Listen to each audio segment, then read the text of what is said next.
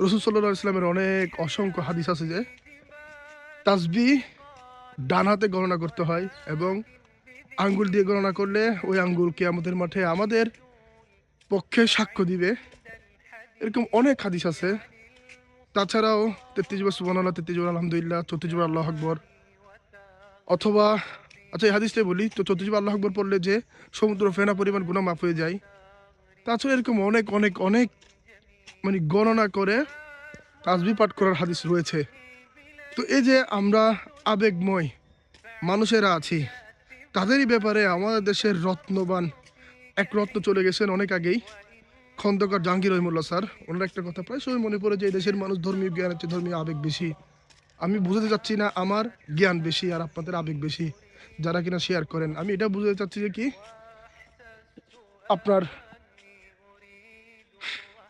সত্যকে গ্রহণ করেন আর আবেগ বাদ দেন। বর্তমান যুগ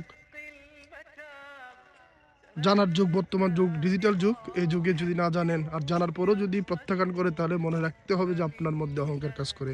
জাযাকুমুল্লাহ খাইরান।